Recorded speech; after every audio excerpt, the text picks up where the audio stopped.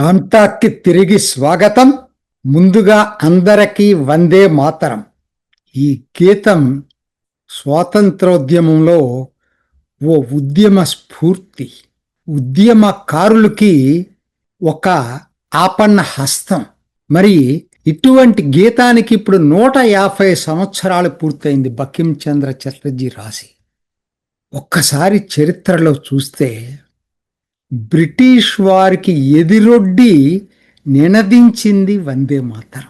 విప్లవకారులు ఉరికంబమెక్కుతూ ప్రవచించింది వందే మాతరం. స్వాతంత్రోద్యమంలో ఉవ్వెత్తున లేచిన నినాదం వందే మాతరం.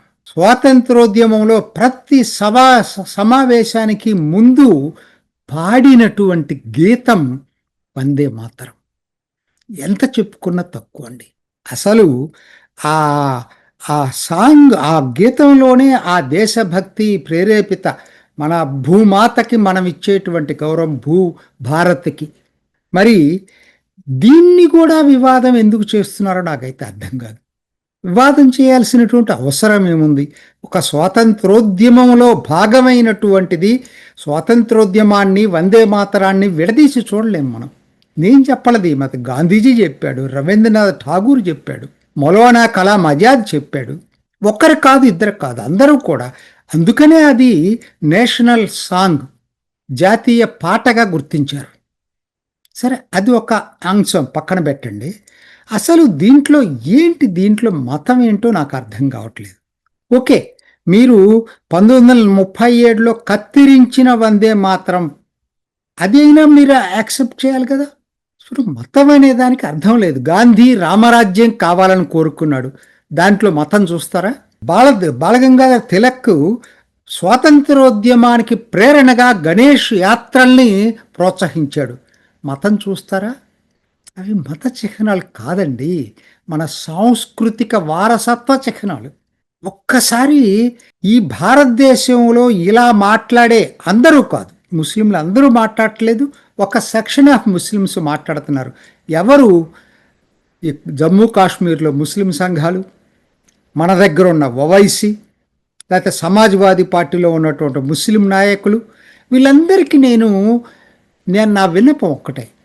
మీరు ఇండోనేషియాలో అతిపెద్ద ముస్లిం దేశం కదా, ఒక్కసారి ఇండోనేషియాలో అసలు సంస్కృతిని ఎంత గౌరవిస్తారో చూడండి. వాళ్ళ రూట్స్ని వాళ్ళు మర్చిపోవట్లా. మతం, వాళ్ళందరూ మతస్థులే, ముస్లిం మతస్థులే 90%. కానీ అదే టైంలో వాళ్ళ సాంస్కృతిక మూలాలు ఎక్కడున్నాయో, అందుకనే ఈరోజు కూడా భారతీయ మతంలోని దీని మూలాలైనటువంటి హిందూ బౌద్ధ మతాలకు సంబంధించినటువంటి ఎన్నో కనపడతాయి వాళ్ళ జీవన విధానంలో ఇండోనేషియాలో. నేను అంతకుముందు ఒకసారి వాషింగ్టన్ డీసీలో మన భారత రాయబార కార్యాలయం చూద్దామని వెళ్ళాను. మహాత్మా గాంధీ విగ్రహం అక్కడే ఉంటుంది. అప్పుడు ఈ ఎంబసీస్ అన్నీ ఒక రూట్లో ఉంటాయి. అక్కడ ఫస్ట్ వెళ్ళంగానే నాకు తగిలింది ఇండోనేషియా రాయబార కార్యాలయం.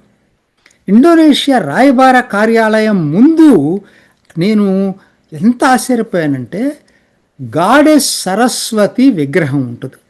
ఇంకా ఆలోచించండి, మరి వాళ్ళు ఎక్కడ సాంస్కృతిక వారసత్వాన్ని ఎలా వాళ్ళు ప్రొటెక్ట్ చేసుకొస్తున్నారు, ప్రిజర్వ్ చేసుకొస్తున్నారు అనే దానికి అదొక్కటే ఉదాహరణ అండి. గాడెస్ సరస్వతి విగ్రహం ఇండోనేషియా రాయబార కార్యాలయం ముందుంటుంది.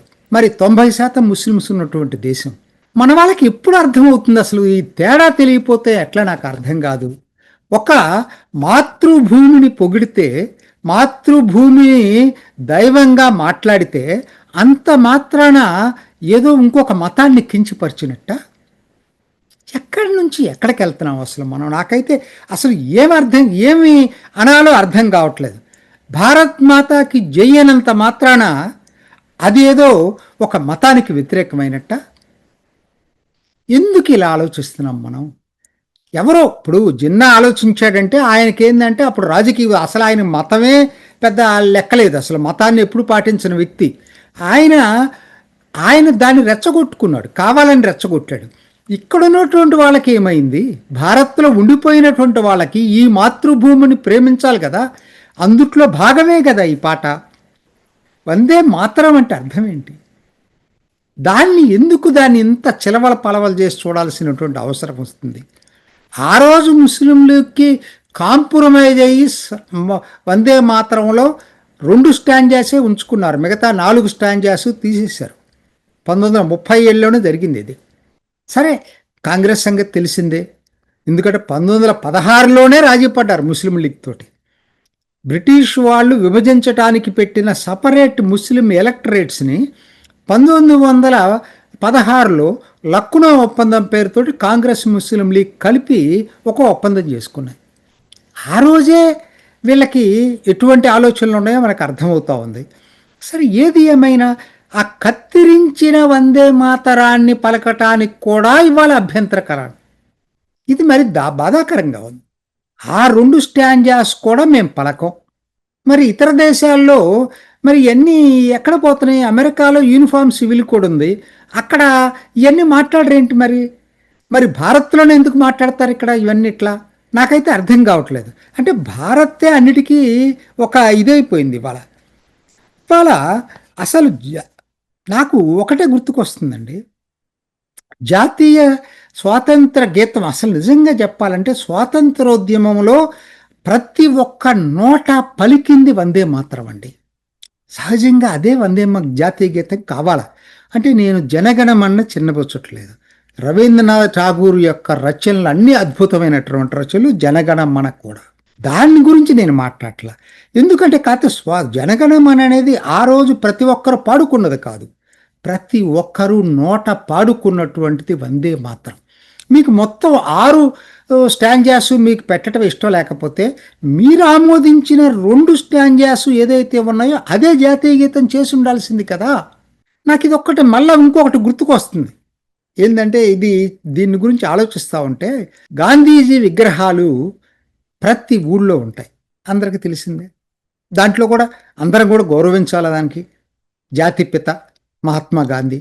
కానీ ఎవరి ప్రోద్బలం లేకుండా, ఎటువంటి ప్రోత్సాహకాలు లేకుండా ప్రతి ఊళ్ళో గాంధీజీ విగ్రహంతో పాటు నేతాజీ సుభాష్ చంద్రబోస్ విగ్రహం కూడా ఉంటుంది, మర్చిపోవద్దు.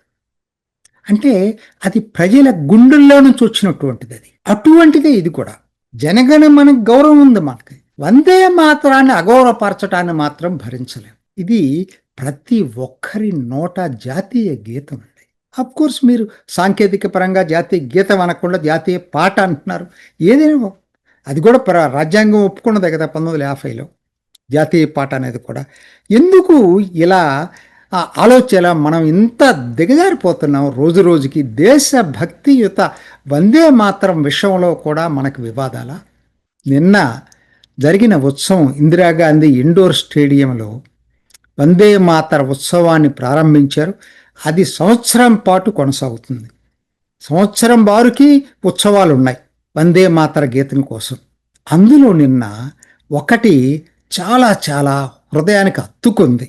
ఏంటంటే, నాది ఏకం రూపం అనేకం అనేటువంటి ఓ వందే మాతర గీతాన్ని ఆలపించిన పద్ధతి. భారతీయ సంగీత కళాకారులందరూ కలిసి, అన్ని ప్రాంతాల్లో వాళ్ళు కలిసి ఎలా అయితే ఆలకించారో అద్భుతమైనటువంటి కార్యక్రమం అది.